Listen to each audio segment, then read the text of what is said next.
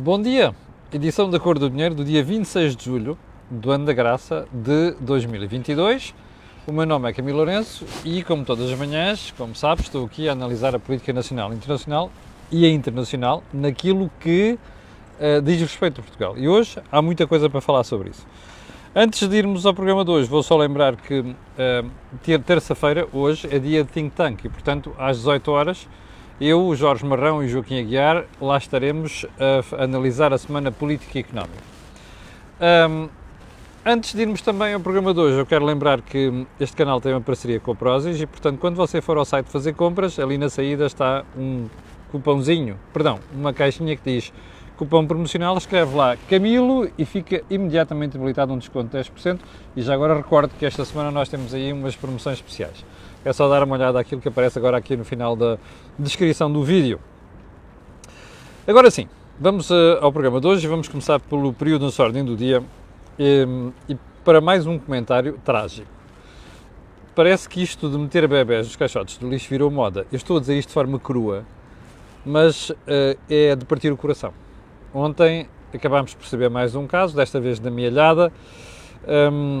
A mãe foi parar ao hospital, mas o que é mais aborrecido nisto é que dizem-me pessoas que conhecem o problema, porque eu já tinha falado disto aqui há uns dias, há umas semanas aliás, dizem-me que o problema é muito mais grave do que nós sabemos na comunicação social e que nós sabemos como país, como sociedade. E explicaram porquê, porque há algumas zonas do país, algumas autarquias, onde dizem-me que a situação é muito mais grave e que isto é um fenómeno recorrente. Ora bem, mesmo que não seja assim e que nós estejamos perante estes casos isolados, é motivo de preocupação, porque nós estamos a falar de vidas humanas, não é? Nós estamos a falar de uma desestruturação da cabecinha destas pessoas e, portanto, tudo quanto seja atirar uma vida humana para um caixote do lixo é uma coisa que nos devia preocupar e nos devia questionar sobre a forma como nós temos a sociedade estruturada e o que é que temos que fazer para mudar este estado de coisas, porque não é aceitável, semana após semana, sermos confrontados com notícias deste género. Segundo ponto, a União Europeia, lembra-se, eu não falei disto aqui nem o caso da Presidente do IFP, Instituto de Emprego e Formação Profissional. Foi um assunto denunciado pelo meu jornal na semana passada. Não vou falar hoje, mas hei de falar um dia destes, porque eu acho que são coisas tão graves que estão a passar em Portugal, tudo com alto patrocínio do poder socialista, que corremos o risco de nos tornar anestesiados e não ligar ao problema. E o problema é mesmo grave. Mas vou começar pelas golas antifumo. Na semana passada, as televisões deram conta de que as investigações mais recentes apontam para uma teia de interesses gravíssima, que envolve governantes, no caso, o secretário de Estado da altura, ex-presidente da Câmara da Aroca, depois empresas que não têm nada a ver com a atividade e que são apanhadas assim ao Deus dará, que de repente caem de paraquedas, a quem são dedicadas obras e produtos. Aliás, não é exclusivo das golas antifumo, é uma coisa que graça aí. É só fazer uma pesquisa, ok? E eu vou falar sobre uma delas um dia destes. Ora bem, já não nos chegava isto, como agora estamos a saber que a União Europeia está a investigar este caso. E está a investigar este caso porque parece que pelo menos uma parte das verbas eram verbas da União Europeia. Ora, para além daquela sanção que é nós termos de devolver o dinheiro em caso de, não é? Há outra questão mais grave, que é, olha a imagem que isto projeta de Portugal no exterior, percebe? A ideia de que governantes fazem uma incorreta aplicação de fundos públicos, mas não fica por aqui.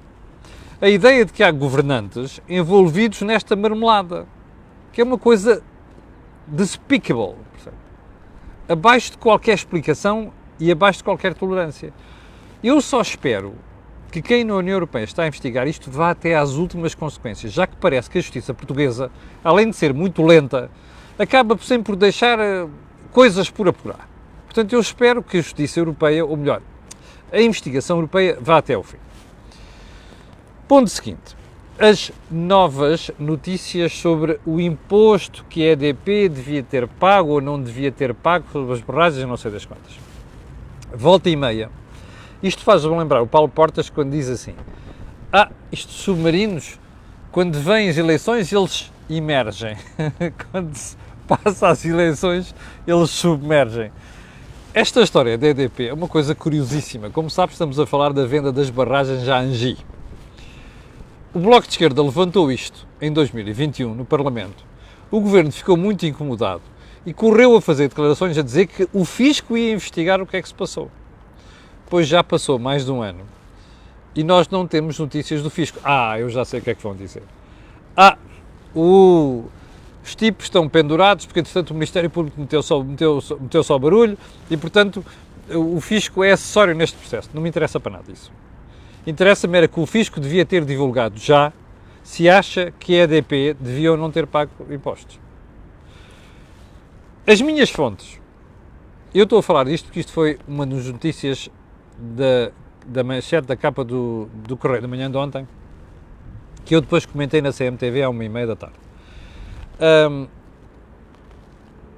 As minhas fontes na autoridade tributária dizem-me que dificilmente, segundo a atual lei, a EDP haveria de pagar o respectivo imposto. Você começará a dizer, isto é injusto. Eu não sei se é injusto ou não. Eu sei é que, se as coisas forem feitas de acordo com a lei, o que nós temos que questionar não é quem beneficia da lei. Temos que questionar quem fez a lei, se não gostamos do resultado. E, portanto, as fichas, a atenção do país tem que ser colocada aqui. E eu trago isto à colação porquê? Porque ontem a notícia que aparecia não trazia nada de novo. É mais um episódio num processo que, ainda para mais, neste processo todo, o que se diz é alegadamente, nunca é porque não há decisão do tribunal. Mas enquanto o tribunal não decide, não é? As empresas são torradas enlumbrando na praça pública. Eu não estou aqui a tomar partido por ninguém. Estou a dizer é que se a Justiça quer pronunciar-se sobre isso, que se pronuncie. O que não faz sentido é manter as empresas e muitas vezes os nomes das pessoas, e não é apenas neste caso da EDP, são variedíssimos casos pelo país fora, em que a malta fica ali naquele limbo. Na praça pública é surrado e culpado, e depois na volta, em termos de resultado e efetivos, não se decide nada. Aguardemos. Bem, eu já vou voltar ao assunto da questão do... Bom, já vou explicar. Bem, como dizia há bocadinho, eu era para tratar hoje do caso do IFP. Não vou tratar porque, entretanto, surgiram matérias agora de manhã muito mais urgentes e nós vamos tratar disso e vamos deixar ficar a questão do IFP para outro dia. Ontem à noite, soubemos que, isto começa assim, lembra-se que ontem falámos aqui que a União Europeia ia ter hoje, e vai ter um Conselho de Ministros que vai analisar a questão do gás, portanto, é a energia. O Conselho de Ministros hoje em Bruxelas é sobre energia. E nesse Conselho Europeu vai ser analisado a questão do racionamento do gás, nomeadamente a eventualidade de se ter de cortar 15% no consumo de gás.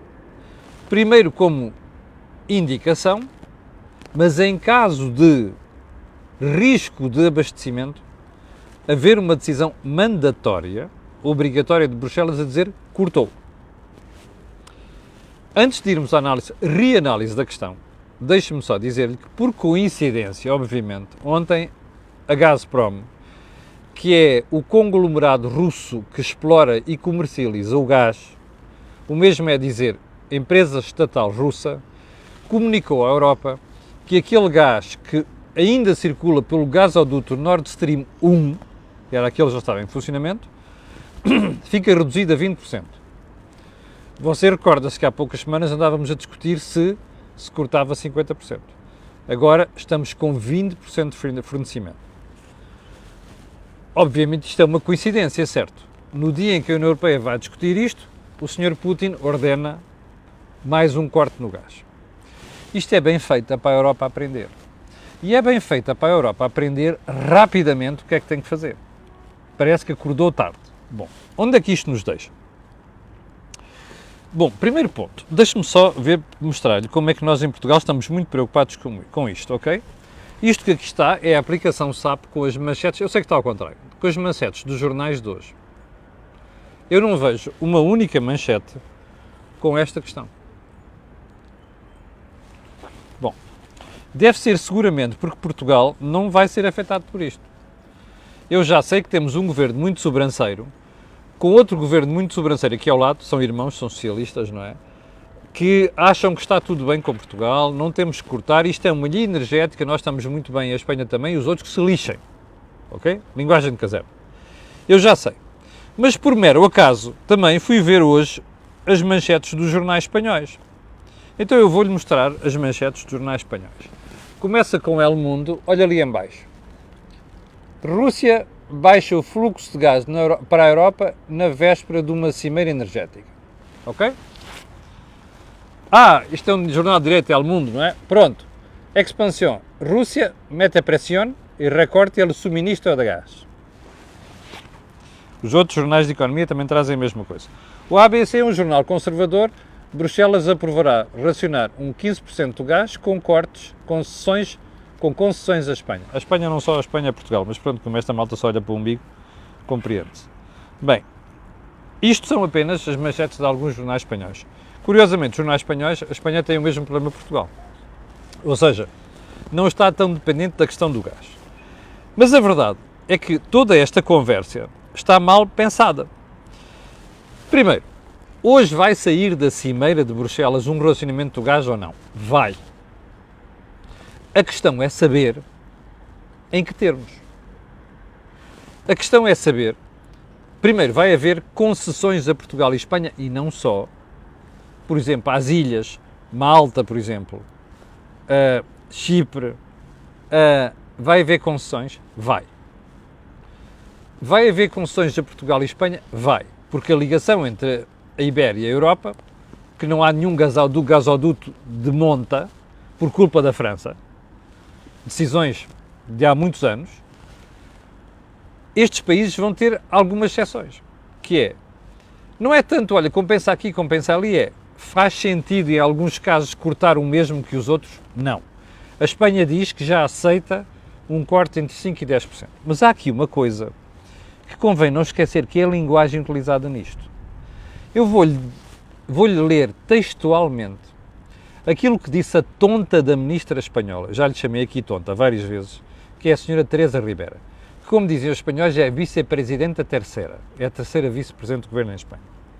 A senhora Teresa Ribera continua a dizer que a Espanha não vai apoiar isto e diz assim, atenção, isto é ipsis verbis, não apoiaria a proposta de Bruxelas que considera um corte do consumo de gás um sacrifício desproporcionado.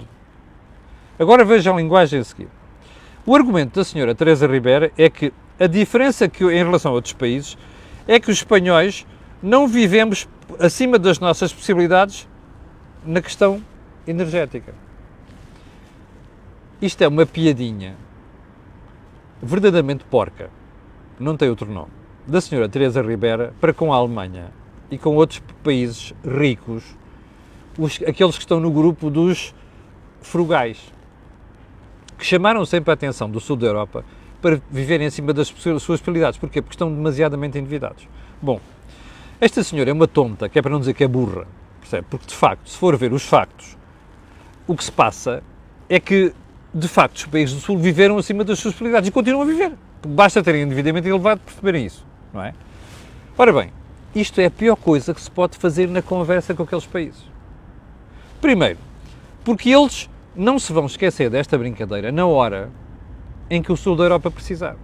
E estes tontos dos espanhóis, que estão no governo, já deviam ter percebido isso. E aquele tonto do Sánchez já devia ter puxado as orelhas dessa senhora até fazer sangue, para ela perceber que a Espanha está dependente, como a Itália, como Portugal e a Grécia, da ajuda do BCE, agora que os juros estão a subir, percebe? Portanto, isto é conversa de idiota. E a senhora, em vez de se calar, continua a dizer estas coisas. Bem, mas é que o sul da Europa não percebe uma coisa, e esta senhora, pelo menos, pelo visto, não percebe isto, é que nós continuamos a precisar do gás. Em Portugal, porque já não temos carvão, e, portanto, quando as renováveis não funcionam, temos que disparar as centrais que produzem eletricidade com consumo de gás. A Espanha a mesma coisa, de tal maneira que eles até forçaram a União Europeia a aprovar aquela exceção ibérica. Lembra-se disso. Nós falamos aqui em Barda. Então, espera aí.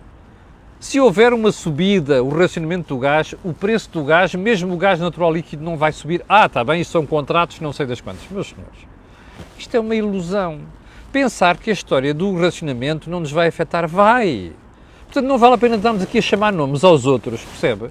E coisas deste género. Assim como não faz sentido metermos nesta linguagem, nesta conversa, por outra razão muito simples. É que, se formos ver, todo este problema da energia acaba por afetar a Europa toda. E depois há uns idiotas do outro lado da fronteira, e aqui que ainda não perceberam o problema, que estão assim, os alemães obrigaram-nos a fazer austeridade, agora é a vez dos gajos, tomem lá, provem do próprio veneno. Oh, seus grandes idiotas, ainda não perceberam uma coisa, é que se a Alemanha for dar com os burrinhos na água, a gente vai atrás. Estão a ver ou não? Hello? Ou com umas lados com a testa? Se a Alemanha tiver uma recessão, e vai tê-la quase de certeza, eu aposto aqui consigo que a Alemanha vai ter uma recessão, e a Espanha também. Então, se a Alemanha for para uma recessão, mas quem é que leva no focinho? São só eles? Não, é o resto da Europa. Estes senhores são a locomotiva. Eu não consigo perceber este tipo de regozijo em Portugal, nem em Espanha. Isto é conversa de burro, percebe? Bom, mas sabe-se lá. Bem, vamos continuar para bingo, ok? Uma notícia, vou comentar aqui hoje, que não tem nada a ver com clubes, ok? Que o espectador me enviou, e se você não comentou isto, no fim de semana houve algumas televisões que andaram a revisitar o processo do BES, nomeadamente o BESA. O BESA, como sabe, era o BES em Angola. E era dirigido por um senhor chamado Álvaro Sobrinho. Houve um espectador que mandou uma notícia e disse que você devia comentar isto, que foi: o Álvaro Sobrinho, quando andou a meter dinheiro na SAD do Sporting, terá metido 15 milhões de euros que foram desviados do BESA. Terá metido, alegadamente. O processo de investigação aponta para aí. Primeiro ponto, isto não tem nada a ver com o Sporting. Se fosse com o Benfica, se fosse com o Porto, se fosse com o Braga, ou com o Marítimo ou o Estoril, eu diria a mesma coisa. E digo isto, pois eu disclosure porque eu sou do Benfica. Não tem nada a ver com o Benfica. Repare uma coisa. Está a ver porque é que o BCE, aqui há 4 anos ou 5, obrigou Portugal e outros países e bancos destes países a não fazerem negócios com clubes e com SADs e a afastarem-se de futebol. Já percebeu porquê? É que depois a gente fica com a sensação de que estes mundos que respiram coisas muito pouco agradáveis, il mio naso, se interligam com brincadeiras destas. Bom, mas parece que há mais. Ou seja, isto é apenas parte dos desvios do BESA. Deixe-me fazer-lhe uma pergunta. Quem é que acha que pagou todo aquele desastre do BESA? Aí havia uma garantia do José Eduardo dos Santos. Bullshit. Ricardo Salgado foi lá, não sei quantos de garantia, a garantia foi acionada. Não foi, pois não. Portanto, quem é que pagou esta marmelada? O contribuinte português. E continua a pagar. Portanto, eu só espero que as investigações aqui, mas de uma vez por todas, apressem isto. E haja consequências, nomeadamente legais para esta situação, provando-se, obviamente, aquilo que o Ministério Público acusa os intervenientes neste processo, que não é só o Sr. Álvaro Sobrinho. Bom, vamos a um assunto de fim de semana. Ontem fez manchete em tudo quanto é sítio. No fim de semana houve uma esquadra, salvo erro, da Trindade, no Porto, numa zona histórica que não abriu. Porque, alegadamente, não havia agentes suficientes e, portanto, o que é que quem dirigia a esquadra fez? Fechas a esquadra, pessoal para a rua, polícias na rua, fazer policiamento. No fim de semana houve uma morte à saída de uma discoteca aqui num Parque das Nações. Houve 2 autarcas, Rui Moreira e Carlos Moedas, que se empertigaram. Bom, primeiro ponto, vamos ser honestos, há um bocado de eleitoralismo nisto, ok? Há um bocado de eleitoralismo. Segundo ponto, é motivo para preocupação? É. O Ministro da Administração Interna, como sabe eu tenho simpatia por ele, pessoalmente, o José Luís Pinheiro, apareceu logo a dizer, José Luís Carneiro, perdão, apareceu logo a dizer, não, isto não é um problema, nós não temos falta de polícias. Portugal tem mais polícias, 4 vezes mais do que a Finlândia, é verdade. Mas agora veja, curiosamente, a mesma história. O bastonário da Ordem dos Médicos, Miguel Guimarães, no fim de semana, num programa da CNN de Portugal, explicou àqueles senhores que lá estão e à senhora, que às vezes parece ser um bocado tontinha também, Portugal é o terceiro país da OCDE com mais médicos, nomeadamente especialistas. E, portanto, moral da história, Portugal não tem falta de médicos. Agora, vamos lá analisar este problema. Está a ver como os dois problemas se ligam? Primeiro ponto, o bastonário tem razão? Tem. Segundo ponto, o ministro José Luís Carneiro tem razão? Tem. De facto, não faltam polícias em Portugal. Então, qual é o problema? Já adivinhou. Portugal está mal estruturado. O Estado em Portugal está mal estruturado. Está mal pensado. Está obsoleto. A organização do Estado está obsoleta. Na saúde, na administração interna, na educação. Eu sei lá. Ou seja, você não deixa de ter profissionais médicos e profissionais polícias em número suficiente. Tem uma má organização. Já sei a pergunta desse lado. Então, espertalhão, porquê é que o Estado não se organiza melhor? Responda você. Você é que votou no Partido Socialista, não foi? Está lá com maioria absoluta. E está lá há quantos anos? Há 7 anos. Eu sei, a conversa é... isto já vem... É verdade, vem do passado. O Estado português, em algumas coisas, está igualzinho ao que o Dr. Salazar deixou. O Dr. Salazar morreu, salvo erro, em 69. What the... Ninguém reforma isto? Bom, as últimas reformas dignas desse nome, que eu me lembro, vêm do governo de Cavaco Silva. Cavaco Silva saiu em 95. Depois vem o tonto do Guterres, que não reformou porra nenhuma. E foi-se embora num pântano. Depois veio Durão Barroso, teve 2 anos a limpar a porcaria do Guterres, nomeadamente uma crise orçamental, e pirou-se para a União Europeia. Depois veio o Sócrates, que a gente sabe o que é que fez. Depois veio quem? A Troika. Obrigou-nos a fazer algumas reformas que não foram no Estado, que não se fez nada no Estado. E depois veio António Costa, que está lá há 7 anos. Diga-me só uma reforma feita em 7 anos, no Estado. 0. O SNS, como eu digo aqui muitas vezes, é um edifício de 79. Está igual. Tirando umas lambidinhas aqui e outras ali. Está igual. Portanto, agora explique-me lá. Você está admirado por ter problemas nas urgências? E eu juro-lhe que vou voltar às urgências esta semana. Porque aquela ministra estava bem no olho da rua neste momento. Eu hei de voltar a isso. Mas explique-me uma coisa. Você acha mesmo que com um governo que não faz porra nenhuma durante 7 anos em matéria de reformas, isto é uma surpresa? Não é. Portanto, qual é a moral desta história? Isto vai continuar. E, portanto, a péssima notícia que eu tenho para si é apenas esta. Você daqui a 1 ano, 2 ou 3 vai continuar a ter problemas no SNS, vai continuar a ter problemas no policiamento. De facto, eu estou de acordo, os polícias têm que estar na rua. Agora, o Ministro da Administração Interna também escusava devido àquelas explicações de olha, imagina que se perdeu um cão, um gatinho, não sei das quantas. As pessoas escusam de ir à esquadra. Podem fazer isso online ou nas lojas de cidadão. Francamente, o José Luís Carneiro também escusava de vir com esta, porque a esmagadora da maioria das pessoas que vai às quadras não vai reportar gatinhos que desapareceram ou cães que desapareceram, vai reportar criminalidade. E eu já vi isto, uma vez por causa de um assalto, tive que ir à esquadra em Matosinhos. O que eu vi deixou-me horrorizado. De pessoas que vão lá, coitadas, por causa da violência doméstica, outra coisa qualquer, e não há agentes para aquilo. Portanto, isto é uma questão de organização do Estado. Ora bem, onde é que isto nos deixa? Enquanto nós não tivermos coragem de mexer com lobbies, porque reformar o Estado é meter-se com lobbies, não vamos a lado nenhum. Ora, António Costa não se mete com lobbies. António Costa quer ser um gajo popularucho e só tomar medidas simpáticas para as pessoas. Isto não funciona. Portanto, meus amigos, péssima notícia. Você vai continuar a levar com estas coisas nos próximos anos. Tinha aqui mais uma coisa para falar, mas vai ficar para amanhã, porque já esgotámos largamente o tempo. Quero agradecer às mais de 6 mil pessoas que estavam em direto, porque nisto estão ainda. Quero pedir a estas pessoas e outras que vão ver aquilo que peço sempre. Coloquem um gosto e façam partida nas redes sociais. Já sabem porquê. Aquilo que ouvem aqui, não ouvem em mais lado nenhum. Olha, eu sei que há muita gente em férias, nomeadamente os espectadores da Cor da Dinheiro, que até dizem que depois veem o programa mais tarde. Quero desejar umas boas férias a estas pessoas, e outras também, e dizer que às 18 horas estaremos de volta com o Think Tank. Quanto a nós, programa da manhã, amanhã às 8 da manhã. Tenham um grande dia e tenham umas grandes férias, se for caso disso. Obrigado e até logo.